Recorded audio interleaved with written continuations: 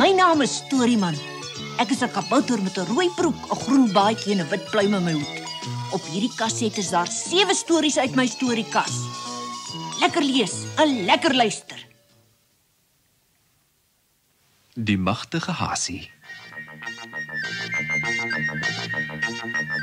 Hasie is een van die slimste diere in die bos.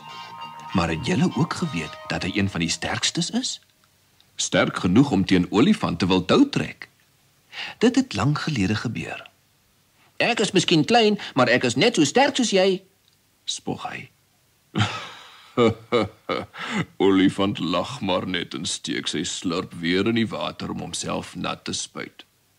As ek môre 'n tou saambring, sê Hasie, kan ons teen mekaar tou trek? Gaan haal gerus jou tou, sê olifant, wat niks daarvan glo nie. Maar voor Hasie die tou gaan haal, moet hy met nog iemand gesels. Seekoei wy teen die hange van die berg, soos seekoeie daardie dae gemaak het. Pas op waar jy gaan sit, sê sy toe sy Hasie sien. Ek kan dalk per ongeluk op jou trap. Toe maar, lag Hasie. Ek is miskien klein, maar ek is baie sterk. As jy wil, sal ek dit bewys deur teen jou tou te trek. Seekoei gaap lui. Ek wil jou nie graag seermaak nie, maar as jy werklik wil.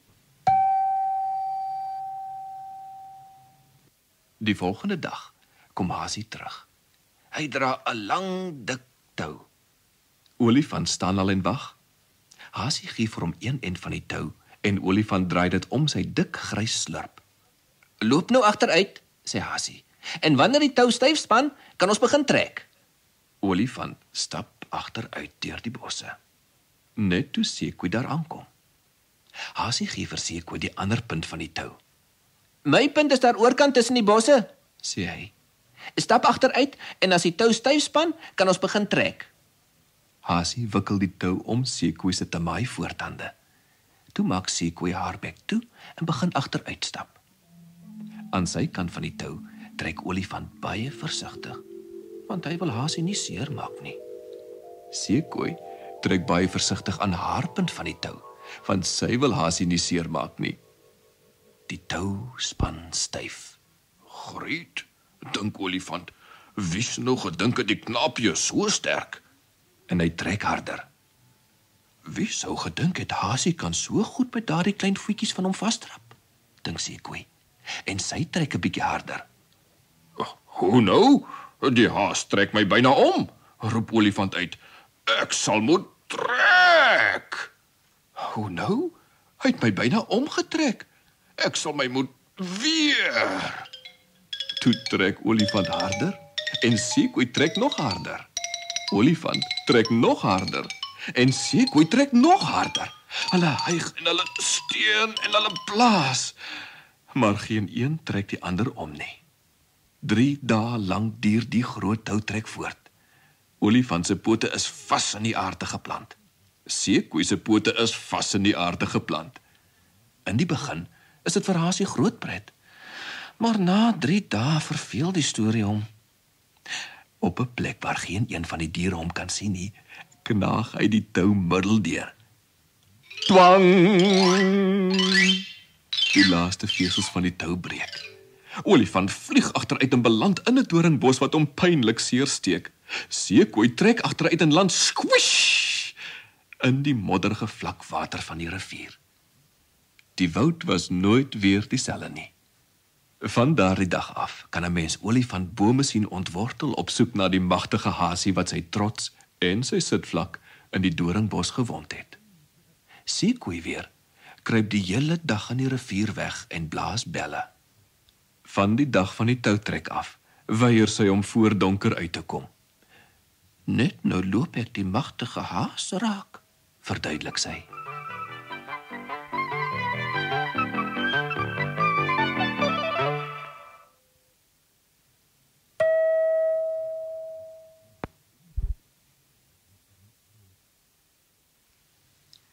Kobolino die skeepskat.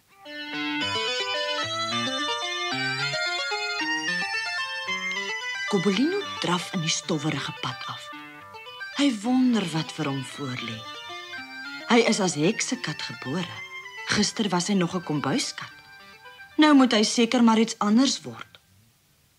Teen die aand kom hy by 'n bedrywige stadjie. Die ligte in die vensters knip oogvriendelik. In 100 gelukkige huise knetter vure en vet verwende katte sluimer op stoele. Maar Kobolino behoort aan niemand nie. Hy spring op 'n vensterbank en tuur by 'n ruit in. In die kamer staan dosyne groot koue. En in elke kou sit 'n kat op 'n blou fluweelkussing. By die tafel staan 'n ou man en vleis sny.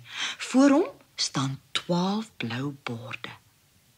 Elke slag sit hy nog 'n stuk vleis op 'n bord. Die katte se pels is blink, hul oë helder, hul snorbade skoon. Kobolino kan hulle hoor spin. Hulle lyk so gelukkig, dink hy. Maar die ou was dit klaar so baie katte. Hy wil seker nie nog een hê nie. 'n Oomblik later gaan die deur oop en 'n stem roep: "Kitsie, kitsie, mooi kitsie, kom na my." Hy roep regtig vir my. Die ou man tel Kobolino op en sit hom in 'n leë kou op 'n fluweelkussing. Voor hom sit hy 'n bord met vleis. Na 'n rukkie vra Kobolino vir die kat in die kou langs hom: "Hoekom is ons almal in koue?" "Weet jy dan nie?" vra die kat minagtend. "Jy's nou 'n skoukat." Die volgende oggend borsel en kam die ou man sy katte een vir een. Hy's verbaas toe hy die gekleurde vonke uit Kobolino se pels sien spat. Terwyl hy met die kat werk, sê hy aanhoudend: "Pragtige pels. Kyk die mooi stert en die kleure en die wonderlike blou oë." Die ander katte grom. "Ha, hulle is jaloers," sê die ou mannetjie en bind 'n rooi lint om Kobolino se nek. "Hoekom maak almal so baie boei?" vra Kobolino vir die kat in die kou langs hom. "Weet jy dan nie?" snou sy hom af. "Dis môre die katteskou. Ons gaan almal soontoe." Nog lank voor hulle daar is, hoor Kobolino hoe honderde en honderde skoukatte mel. Groot katte, klein katjies, swart katte, wit katte, persiese katte, vet katte, maar katte, mooi katte, lelike katte en boonop al die ou man se katte. En Kobolino, die heksekat, met sy pragtige blou oë. Die ander katte begin fluister: "Wie's daai koddige swart kat? Hy was nie laas jaar hier nie." "Nee, hy's 'n nuweling, om die waarheid te sê." Hoewel Kobolino nie kan hoor wat sy sê nie, kom daar uit al die koue 'n gesis: "Kobolino, Kobolino, Kobolino." Die beoordelaar stap verby die katte. 'n Tyd later bring hulle gekleurde kaarte en steek hulle aan die koue vas. Die een langs Kobolino het 'n rooi kaart met die woorde "eerste prys" daarop. Die kat oorkant hom kry 'n blou kaart. Die ou man draf tussen sy koue rond, streel sy pryswenners en beloof om hulle daardie aand allerlei lekker kos te gee. Toe staan die hoofbeoordelaar op om die beste kat op die skou aan te wys. Dit is Kobolino. Vir 'n oomblik is daar stilte. Toe is daar 'n gesis, 'n geblaas, 'n gemel. Die woedende katte skree al harder. Uit elke kou hoor jy: "Kobolino is 'n heksekat." Toe hulle die katte so hoor sis en blaas, verbleek die beoordelaars. Waarom is ek 'n heksekat gebore?" sê Kobolino en druk sy lyfie vreesbevange teen die agterkant van sy kou vas. "Ek wil nie pryse wen nie. Ek wil net 'n huis hê. Wat gaan nou van my word?" Die ou man word gevra om dadelik te vertrek en sy katte met hom saam te neem. Buite die gebou maak hy Kobolino se kou oop en laat hom in die pad val. "Elendeling, laat vat, ek wil jou nooit weer sien nie." Hy laai al die ander katte op sy kar en daar trek hy en sy maar perd op 'n draffie weg. Cobbolino is nie jammer om hulle te sien gaan nie. Dit was vir hom werklik nie 'n plesier om 'n skoukat te wees nie. En in 'n kou kon hy nie veel langer woon nie. Ek is seker daar is ergens 'n huis waar ek welkom sou wees, dink hy. Stadig maar seker draf Cobbolino suid, in die rigting van die see. Hy gaan deur dorpies en dorpe, verby kothuise en opstalle, maar nêrens is daar iemand wat hom verwelkom nie. Eindelik sien hy die silwer fonkelende see en die skepe met hul bruin seile, sy hart bons. Op die kaai gaan hy in die son sit. Hy kyk na die skepe en die meeuwe en die matrose. En skielik hardloop 'n muis van agter 'n stapel toue uit. Cobbolino spring daarop en maak dit dood. "Buik," sê 'n stem agter hom. En daar staan 'n jong matroos wat vriendelik glimlag. "Daar's baie muise op my skip," sê die matroos.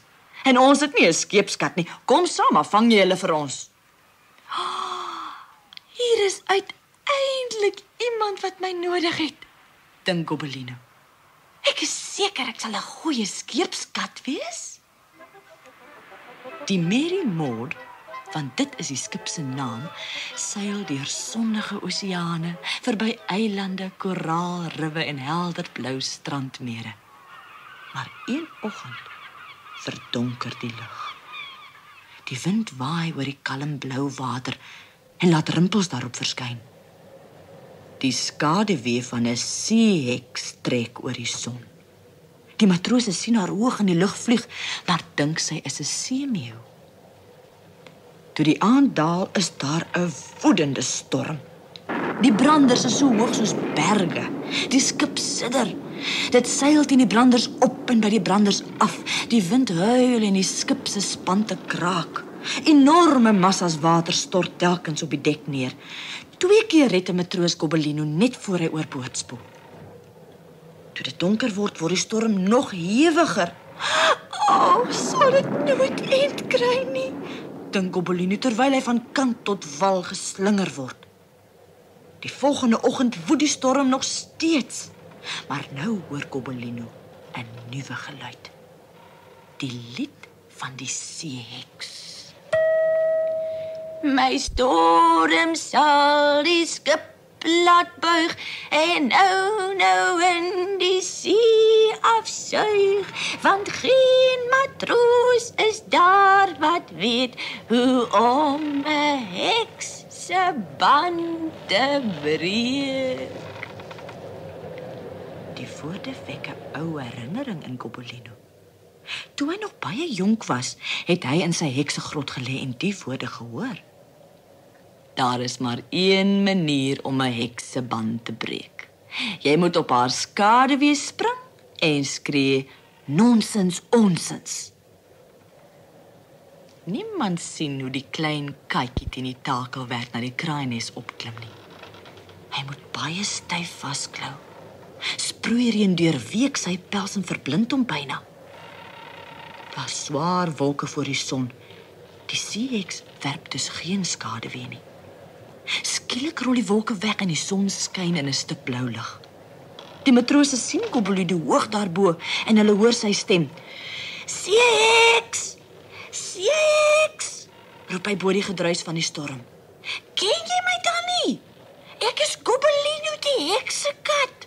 Moet my nie op hierdie miserabele skip laat verdrink nie. Is dit waar? Vra sy. Wat maak jy daar? Die matroos het my aan boord geneem, ek kon nie wegkom nie. Heksekatte swem soos robbe, sê die seeheks terwyl sy al nader en nader aan die skip vlieg. Spring in die see en swem, en wanneer die skip gesink het, sal ek jou met my besemstok oplaai en weer huis toe neem. Het is so ver en so diep, snik Cobbolino. Ek is so bang. Daar val ek. Nou goed, sê die seeheks ongeduldig. Spring op my besemstok wanneer ek verbyvlieg. Net toe die wolke weer voor die son begin inskuif, sweep die seeheks verby die kraaines. 'n Oomblik lank val haar skaduwee op die planke. Toe spring Gobelino. Nie op die besemstok nie, maar op haar skaduwee. En toe hy spring, skree hy, "Nonsens, onsens!" Met 'n gil van woede verdwyn die seeheks. "Verraaier! Verraaier!" skree sy. Die wind sluk haar in. Skielik daal 'n doodse kalmte op die see neer. Die skip is veilig. Maar die matrose verstaan nie. Hulle fluister onder mekaar. "Dit was nie 'n seemeeu nie, dit was 'n heks. Hy het met haar gepraat, ek het hom gehoor. Hy het gesê, hy's 'n heksekat. Gewonder sy die skip agtervolg nie." Almal staar Gobelino aan. Niemand wil hom meer optel en hom streel nie. Eensaam en bedroef bly die katjie op die dek sit. Teen die middag kom die kaptein met hom praat. "Gobelino," sê hy vriendelik, "ek vrees ons moet afskeid neem. My matrose weier om te werk voor jy vertrek. Is eenvoudig ongelukkig om 'n heksekat aan boord van 'n skip te hê." Gobelino knik en die kaptein neem die katjie self in 'n rooibootjie aanwaal. Die matrose roep na hom, nou weer vriendelik. Maar dit is vir hom te swaar om te sien hoe die skip sonder hom vertrek. Haastig draf hy weg en hy dink, "Toe maar, een van die dae sal daar wel iemand wees wat vir Gobelino wil hê."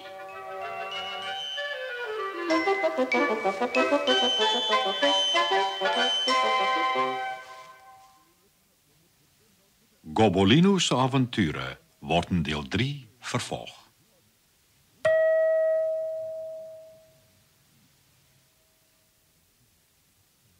Die laaste flintertjie reënboog.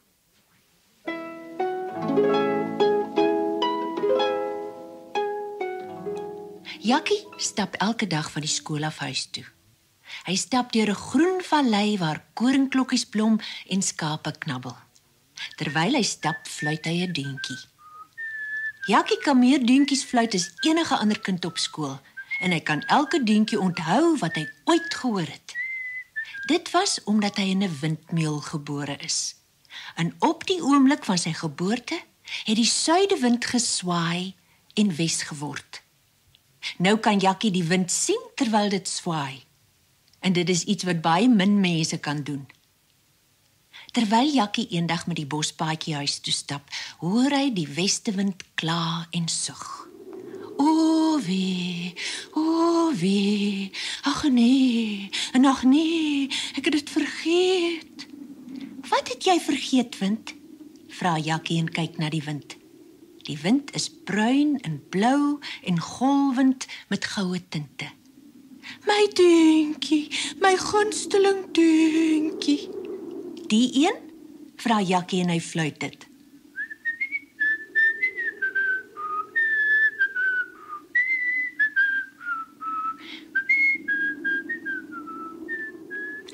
Die wind is ingenome.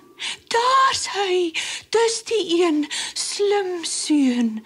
En die wind streel deur sy hare, laat sy kraag oorent staan, terg hom vriendelik.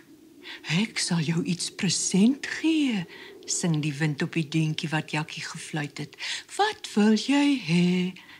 Jakkie dink vinnig en sê, ag, ek wil so graag my eie reënboog hê. Want in die groen vallei is daar dikwels pragtige reënboë, maar vir Jakkie hou hulle nooit lank genoeg nie. Jou eie reënboog? Dis 'n moeilike een, sê die wind. 'n Baie moeilike een. Vat die emmer en stap oor die veld tot jy by Pouvleur kom. Daar moet jy 'n hele emmer vol sproei vang. Dit sal baie lank vat, maar as jou emmer daarvan oorloop, kry jy miskien iets daarin wat vir jou 'n reënboog gee. Gelukkig is die volgende dag 'n Saterdag. Jakkie neem 'n emmer en 'n bietjie kos en stap oor die veld na die waterval wat hulle pouvleur noem. Want waar die water oor die kraanse tuimel, maak dit 'n sproeireën waarin wonderlike poukleure skyn en glinster. Daar die hele dag staan Jakkie by die waterval en vang die sproeireën in sy emmer. Hy word papnat. Eindelik, net voor sononder, is die hele emmer propvol sproei. En nou, in die emmer, sien hy iets wat vinnig in die rondte swem. Iets wat soos 'n reënboog glinster. Dit is 'n vis. "Wie is jy?" sê Jakkie. Ek is die gees van die waterval. Gooi my terug en jy kry 'n geskenk. "Ja," sê Jakkie. "Ja, ek sal jou teruggooi. En mag ek asseblief my eie reënboog kry om in my sak te hou?" sê die watervalgees. Ek sal jou een gee, maar reënboë is moeilike goed om te hou. Dit sal my verbaas as jy dit selfs tot by die huis kan dra. Nou ja, hier is dit. En terwyl die watervalgees met 'n hoë boog in die waterval terugspring, is dit asof 'n reënboog uit die sproei in Jakkie se emmer gegiet word.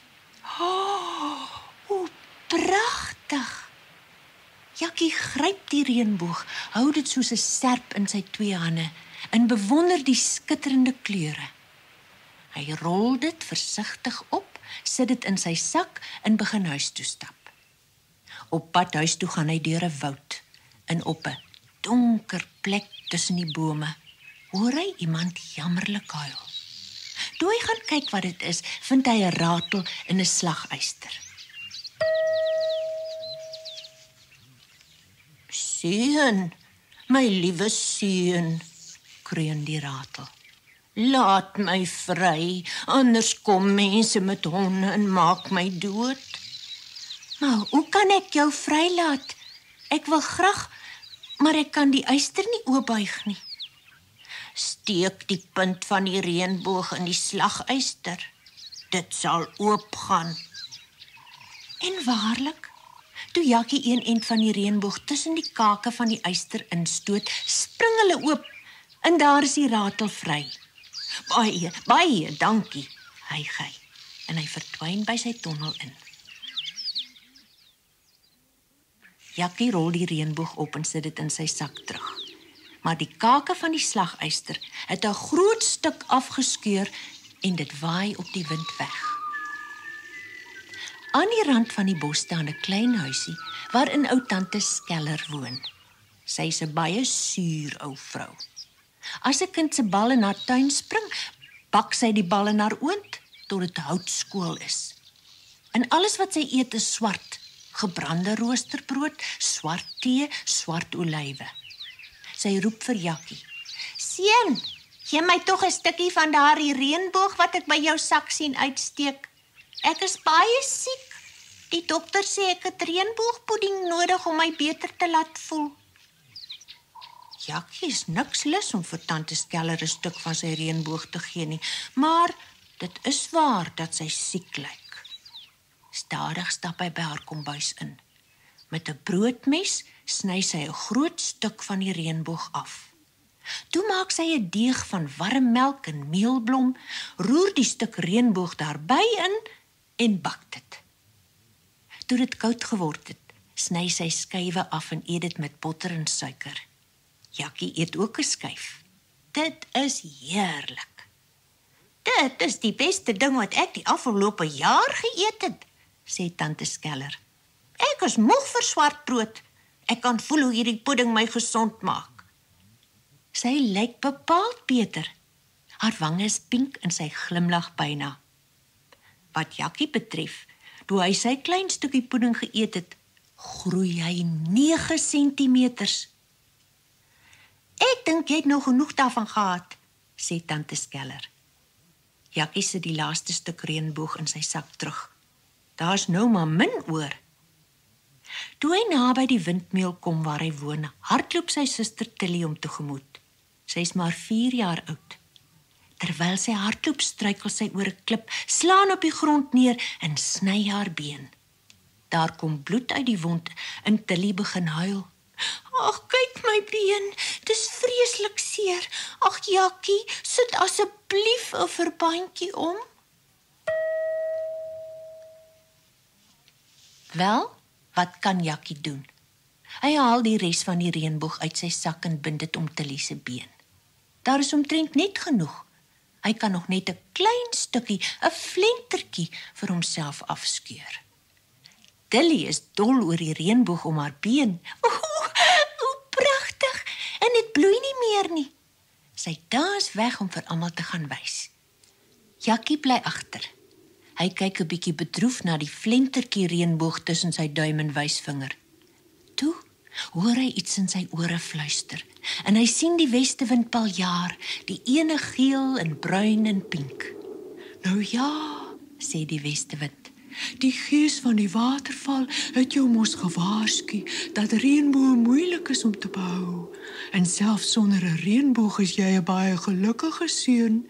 Jy kan my hoor sing en jy het in een dag 9 sentimeters gegroei. Dis waar, sê Jakkie. Hou jou hand uit, sê die wind.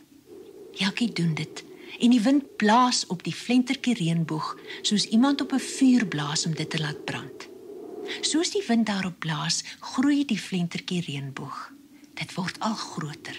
Dit styg in die lug op. Dit vorm 'n boog wat oor die ganse hemel strek. Nie net 'n enkel reënboog nie, maar 'n dubbele, met een reënboog bo en een onder. Die onderste reënboog is die grootste en kleurigste wat Jakkie nog ooit gesien het. Lank hang dit daar. Hy verkyk hom daaraan. Dit is pragtig. Toe, stadig, smelt die reënboog weg en verdwyn. Toe maar, sê die westewind. Môre is daar weer 'n reënboog, of volgende week. En ek het dit in my sak gehad, sê Jakkie. Toe stap hy by sy huis in om te gaan tee drink.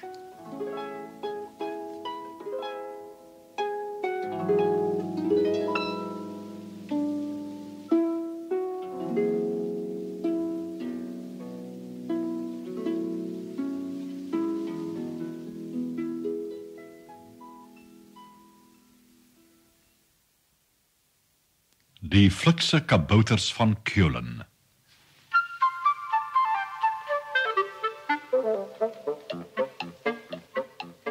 In die Duitse stad Keulen het daar in die ou dae 'n skoenmaker en sy vrou gewoon. Eendag vra die vrou angstig: "Kan jy nie vinniger werk nie, my skat?" Die skoenmaker glimlag. "Ja, ek sou vinniger kon werk," sê hy. "Ek sou die leer vir my skoene minder netjies kon uitsny en hulle met groter steke aan mekaar werk, maar ek wil my klante graag my allerbeste vakmanskap gee en dit verg tyd." "Ek weet, my skat, maar daar's nie meer geld om nog leer te koop nie. Jy werk so versigtig dat dit jou 2 dae neem om 1 paar skoene te maak." "Ek doen my bes," sê die skoenmaker bedroef. "Ek sien nie meer so goed soos tevore nie, my vingers is minder rats." Die skoenmaker van Keulen gaan maar op sy ou daaglikse stadige trant voort. Al sy huide en velle is nou al opgebruik. Net 1 stuk leer bly nog op die werksbank lê. "Wat gaan ons môre maak as daar nie meer leer is om aan mekaar te werk, of skoene om te verkoop nie?" vra sy vrou. Die skoenmaker glimlag. "Kom ons bekommer ons môre daaroor." Daardie hele dag bestee hy daaraan om 'n paar skoene uit die laaste stuk leer te sny. "Hierdie skoene gaan miskien die laaste wees wat ek ooit maak," dink hy. "Hulle moet my heel beste wees." Toe hy daardie aand gaan slaap, laat hy die uitgesnyde leer op sy werksbank lê. "Ek is jammer ons is so arm, skat," sê hy vir sy vrou toe hy in die bed klim. "Jy kan maar net jou bes doen," sê sy troostend. "Meer nie." Daardie oggend maak die skoenmaker sy bril skoon en ruig 'n stukkie riem deur sy naald om te begin werk. Maar 'n merkwaardige ding het gebeur. In die middel van die werksbank staan 'n klaar paar skoene. 'n Pragtige paar met blink gespes. Iemand het die skoene oornag vir hom gemaak. Kyk net sulke vakmanskap, Sê hy vir sy vrou. en kyk die pragtige, fyn steekies. Wie kon dit gedoen het? Die skoene is so uitmuntend gemaak, dat die skoenmaker hulle vir 2 keer die gewone prys kan verkoop. Daardie dag koop hy 'n groot nuwe stuk leer, en sny die vorms vir 2 paar skoene uit. Toe hy die aand gaan slaap, laat hy die uitgesnyde stukke leer op sy werksbank, en gaan veel vroliker slaap as die vorige aand. Die volgende oggend staan 2 paar skoene op die werksbank, albei tot in die fynste besonderheid afgewerk. Kyk die vakmanskap, Sê die skoenmaker vir sy vrou. Die skoene is so mooi, dat hulle vir die hoogste prys verkoop kan word. Hierdie keer koop die skoenmaker genoeg leer vir 4 paar skoene. En daardie nag werk die geheimsinnige besoekers al 4 pare aan mekaar. kyk net hoe pragtig. Roep die klante uit. En hulle kom kilometers ver om die ou man se skoene te koop. Daar is lang, blink rylaarse vir die mans en pragtige fluweel dansskoentjies vir die dames. Ons het genoeg leer vir 'n leeftyd, sê die skoenmaker se gelukkige vrou. En so baie mense kom hier skoene koop, dat ons byna ryk is. Maar die skoenmaker het diep gedink. Wil jy nie graag weet wie ons elke nag help nie? Dis tyd dat ons kyk. Een koue nag, kort voor Kersfees, laat die skoenmaker die uitgesnyde leervorms op sy werksbank. Toe kruip hy en sy vrou daar naby weg. Toe die klok middernag slaan, kruip 6 kaal kabouters uit die klok uit. Hulle klim op die werkbank en spring dadelik aan die werk. Ywerig naai en hamer hulle. Party ryg veters in, ander poleer die klaargemaakte skoene. Af en toe moet hulle op hulle koue hande blaas, of hulle koue voete stamp, of hulle self vashou om nie te verkruim nie. Hulle is blou van die koue en bibber vreeslik. Arme goetjies, sê die skoenmaker se vrou. Kyk hoe hard werk hulle vir ons, en hulle nie eens 'n hemp of 'n paar laarse nie. Ja, na alles wat hulle vir ons gedoen het, behoort ons hulle eintlik iets present te gee, sê die skoenmaker. Die volgende dag spring sy vrou aan die werk en begin ywerig hempies en broekies uit helderkleurige warm lappe sny. Die skoenmaker neem sy fynste naald en sagste leer en maak vir elke kabouter 'n pragtige paar laarse. Op Kersaand laat die skoenmaker en sy vrou hulle geskenke op die werksbank bly en kruip soos tevore in die kamer weg. Dit is bitterkoud.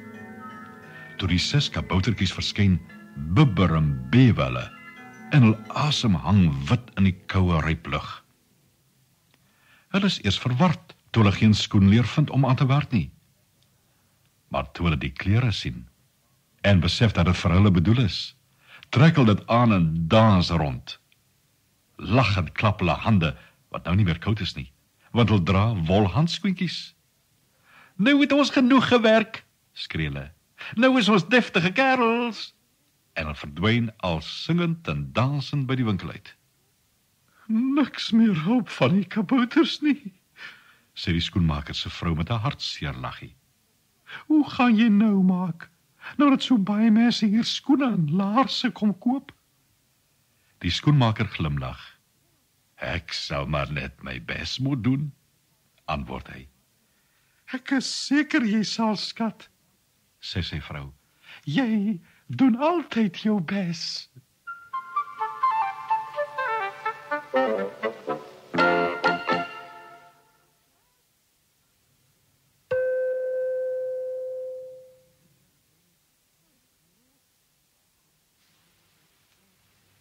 Baas Tier.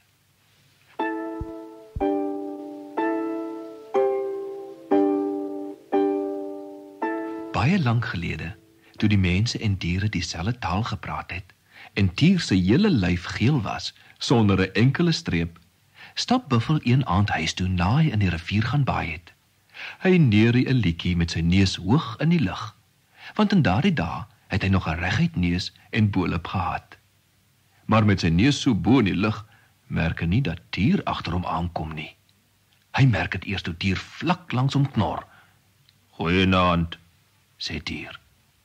Buffel voel baie lus om weg te hardloop, maar hy wil nie bang lyk nie.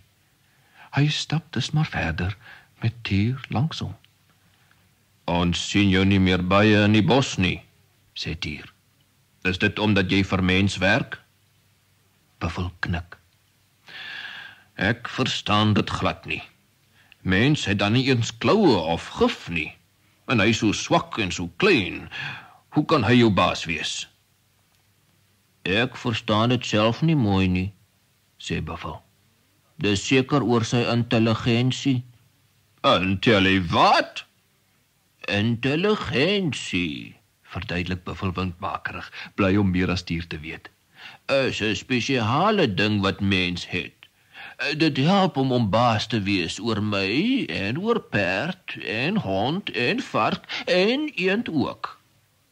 "Dis interessant. Baie interessant. As ek 'n bietjie van daardie wat se naam kon hê, sou die lewe baie makliker wees. Ek sal die diere nie meer hoef te bekruip, in te hardloop of te bespring nie. Almal sal my sommer van self gehoorsaam. Ek sal in die gras bly lê en vir my die vetste diere uitsoek om te eet. Dink jy mens sal vir my van sy intelligensie verkoop?" "Ek weet nie," mompel Buffel. "Ek sal hom môre vra. Hy sal seker nie van my durf nee sê nie," grom Tier en hy verdwyn in die duister. Buffel plof stadig in die stofhuis toe. Hy is 'n bietjie bang. Het hy te veel gesê? Maar na hy geëet het, voel hy beter. Tier waag dit nooit in die rysvelde nie, dink hy voor hy aan die slaap raak. Maar toe Buffel die volgende oggend saam met sy baas by die rysveld opdaag, sien hy dat hy verkeerd was. Tier sit klaar daar en wag. "Moenie bang wees nie, kleinbaas mens," sê Tier vriendelik. "My bedoeling is vreedsaam. Ek het gehoor jy besit iets wat jy intelligensie noem, en ek wil dit graag koop. Jy moet dit maar liewer gou verkoop hoor, want ek is haastig. Ek het nog nie my ontbyt gehad nie." Buffel voel kwaad vir homself. Maar toe hoor hy die boertjie sê, "Wat 'n groot eer. Baas Tier besoek my nederige rysveld en bied my die geleentheid om so 'n pragtige groot dier te dien." En hy buig asof hy voor die keiser staan. Tier is baie gevlei en antwoord, "Dankie vir al die mooi woorde, maar dis nie regtig nodig nie. Ek het maar net gekom om wat se naams te koop." "Te koop?" onderbreek die boertjie hom. "O nee, ek dink daarop aan om dit vir u te gee, as aandenking aan die gedenkwaardige besoek wat vir my 'n groot eer is." "Dis baie gaaf van jou. Ek het nooit gedink mense het sulke goeie maniere nie," brom Tier. Maar hy dink, "Wat 'n lekker oggend. Eers word ek soos 'n koning verwelkom, dan kry ek intelligensie verniet, en dan eet ek die boertjie vir ontbyt en Buffel vir middagete." Toe hy hieraan dink, fonkel sy oë soos 2 groen sterre en hy sê, "Jy gaan dit nou dadelik vir my gee, né?"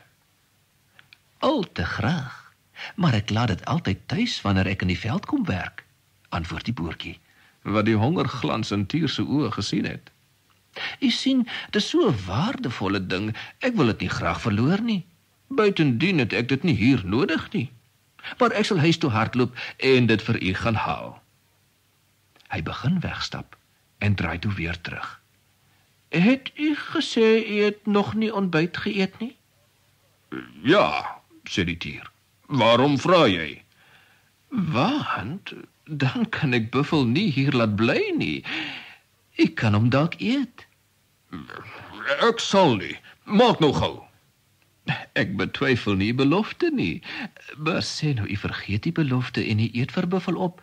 Wie sal dan vir my werk? Maar as u edelagbare my sal toelaat om u aan die boom daar oorkant vas te bind, kan ek Buffel maar hier laat bly. Tier stem in. Ek sal hulle maar net 'n bietjie later moet eet. Dink hy terwyl die boertjie hom stewig aan die boom vasbind. En sy mond water toe hy dink hoe die groot Buffel, die klein geel mannetjie en die onbekende ding intelligensie gaan smaak. Na rukkie kom die boertjie terug. Het jy dit gebring? Vra Tier ongeduldig. Natuurlik, antwoord die boertjie en wys hom 'n blink ding op 'n paal.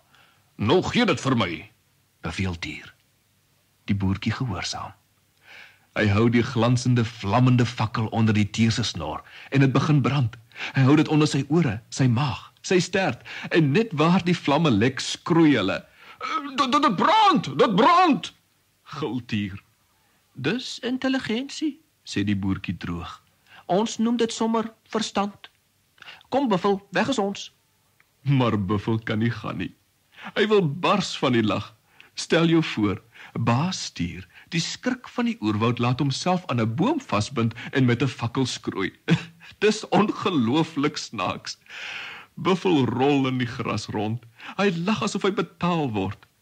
Eindelik stamp sy bolop en neus teen 'n boomstomp. En tot vandag toe nog het hy 'n gesplete lip en neus. En Tier? Wat van Tier? Wel, hy het maar net gebrul en geskop. En na ruk het die vlamme deur die tou gebrand en toe kon hy wegkom. Maar die brandende tou het sy geel pel so lelik geskroei, dat hy die bruin-swart merke nooit kon afwas nie. En dit is waarom Tier vandag nog strepe het.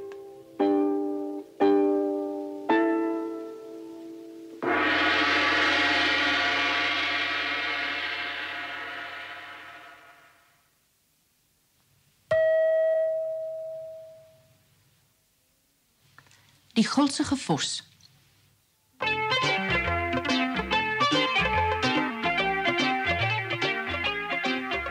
Op 'n goeie dag kry 'n vos 'n hele hoop kos wat die boere in 'n hol boomstam laat bly het. Moeisaam beur die vos deur die gat. Toe hy eers binne is, begin hy vreet. Hy vreet en hy vreet. Hy het nog nooit so baie kos in sy lewe geëet nie. Toe hy alles opgeëet het en by die boom probeer uitklim, kan hy nie beweeg nie. Hy is te dik en vet om deur die gat te kom. Natuurlik besef die gulsige vos nie dat hy te veel geëet het nie. Hy dink die boom het gekrimp. Hy steek sy kop deur die gat en skreeu: "Help! Help! Help my uit hierdie aaklige gat!" Op daardie oomblik skuifel 'n wesel verby die boom. "Haai wesel, help my uit. Hierdie boom het gekrimp." "O nee, ek dink nie so nie," lag die weseltjie. "Die boom lyk omtrent nog net so groot as toe ek vanoggend hier verby is. Miskien het jy geswel." "Maar moenie nonsens praat nie," skree die vos. "Kry my net hier uit, ek sê jou, die boom druk my dood." "Nou ja, dis jou verdiende loon. Jy wou mos te veel eet. Die moeilikheid met jou is dat jou oë groter is as jou maag. Jy sal nou maar net daar moet bly tot jy maarder word. Dan kan jy self uitklim. En miskien sal jy volgende slag nie so gulsig wees nie." Toe moes die vos maar 2 lang dae en nagte in die ellendige gat bly. En na hy uitgekom het, het hy hom nooit weer ooreet nie.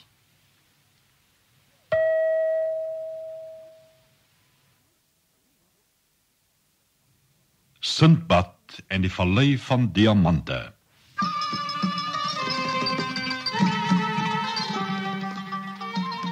Eendag was daar 'n ryk koopman. Sy naam was Sindbad. Hy was die rykste en beroemdste koopman in die hele Bagdad. Maar hy was nie altyd so ryk nie. Hy moes 7 lang seereise onderneem om al daardie rykdom te versamel. En een van sy beroemdste reise was die reis na die Vallei van Diamante. Nadat Sindbad in baie hawens vragte goedere gekoop en verkoop het, kom sy skip by 'n wonderlike eiland. Daar kry hy en sy manne heerlike vrugtebome en kristalhelder waterstrome, pragtige blomme en mooi sangvoëls. Maar daar is geen mense nie. Sindbad besluit om die pragtige oord te verken. Maar na hy by 'n kraans opgeklim het, begin hy moeg voel. En hy gaan rus teen 'n grasryke helling, waar hy weldra vas aan die slaap raak. Toe hy wakker word, sien hy tot sy ontsteltenis dat sy skip weg is. Ver oor die water tuur hy uit, en hy kan nog net die skip se seile soos 'n wit spikkel op die gesigseinder gewaar. Eensaam en bang besluit hy om tot op 'n naburige koppie te klim, ingeval hy daarom ergens 'n dorpie gewaar. Maar daar is niks. Al wat hy sien, is 'n vreemde wit vorm daar naby. Die voorwerp het die vorm van 'n reusagtige koepel. Sindbad stap reg rondom. Daar is geen opening nie. Skielik verdonker die lug, en om hom voel hy die wind warrel. Toe hy opkyk, sien hy 'n onbeskryflike groot voël op hom afswiep. Die magtige vlerke sprei wyd toe die voël op die groot koepel gaan sit. Sindbad weet dadelik dat dit die legendariese rok is, en die koepel is ongetwyfeld sy ewe enorme eier. Hy het tevore stories van die fantastiese dier se grootte en krag gehoor, maar al nie geglo nie. Nou lê hy onder die voël se reuse buike versmoor. Weldra slaap die rok vas. Sindbad dink aan 'n plan om hom van die eiland af te kry. Hy haal sy tulband van sy kop af en maak 'n primitiewe tou daarvan. Die een kant maak hy om die voël se dik poot vas en die ander om sy middellyf. Daar die hele nag lê hy wakker. Niks roer nie. Maar toe die eerste daglig verskyn, styg die ondier met 'n aaklige gekruis in die lug op, en Sindbad gaan saam. Al hoër en hoër vlieg die voël. Eindelik begin sy daal, aanvanklik vinnig. Later sweef sy stadig na die bodem van 'n diep vallei. Sindbad het hom pas van die voël losgemaak toe sy weer opstyg. Die keer met 'n spartelende swart slang in haar bek. Die vallei word van alle kante deur steil kraanse begrens. En Sindbad weet dat hy nooit teen hulle sal kan uitklim nie. Op die eiland was daar ten minste vrugte en water.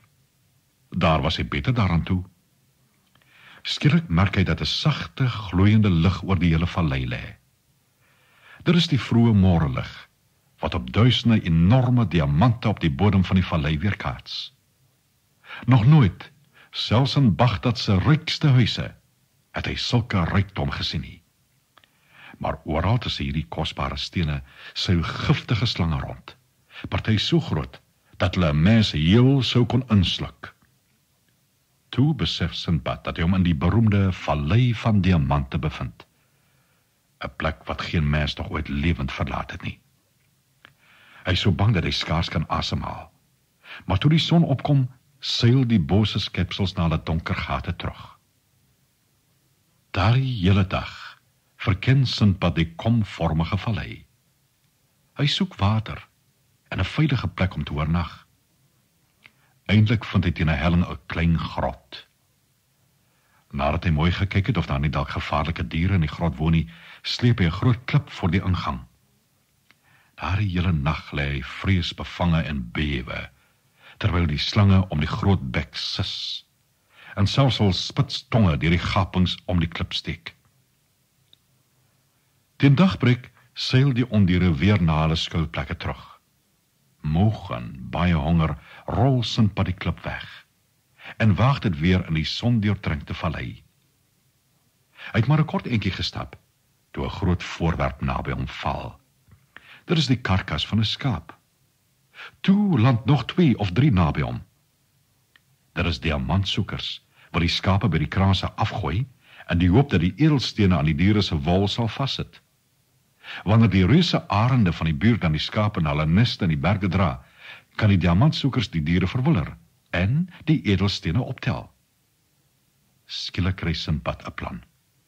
Eers prop hy soveel diamante in sy sak as hy kan. Toe kies hy die grootste skaap en bind homself met sy tulband daaraan vas. Daar lê onder die dier en wag. 1 of 2 slange snuif om die karkas rond, maar gaan weg. Toe voel Sinbad skielik hoe hy vinnig in die lug opgepluk word. Die grootste arend wat hy nog ooit gesien het die skaap in sy kloue vasgegryp. Al hoër en hoër vlieg hulle en gaan sit uiteindelik op 'n hoë rotsluis. Voor Sinbad kan vlug, begin die arend die skaap verskeur. Sy enorme skerp bek sny al nader aan Sinbad se gesig. Skielik vlug die arend. 'n Aantal skreeuende mans het hom kom verjaag. Sinbad knoop sy tulband los en staan op. Die diamantsoekers skrik groot toe hulle hom daar vol skaapbloed sien staan. "Ek het meer diamante as wat julle ooit gesien het," skreeu Sinbad. Hy wys hulle sy propvol sakke en vertel hulle sy vreemde verhaal. Die manne neem hom na hulle baas se tent, waar hy Sinbad te ete en te drinke gee. Hy kry ook 'n bad, waarby die stof van sy ontberings van hom afwas. Sinbad bied die vriendelike man soveel diamante aan as wat hy wil hê, maar hy neem net 'n paar. "Dit sal genoeg wees," sê hy. "Hou maar die res, my vriend, jy het hulle verdien." Toe keer Sinbad na die naaste stadjie terug en verkoop op een na al die diamante vir 'n baie groot bedrag geld. Met die geld koop hy 'n hele vloot skepe met kosbare vragte om in Bagdad te gaan verkoop. En die pragtige steen wat 'n mens vandag nog in Sinbad se tulband kan sien, is die een diamant wat hy gehou het, om hom aan sy merkwaardige reis te herinner.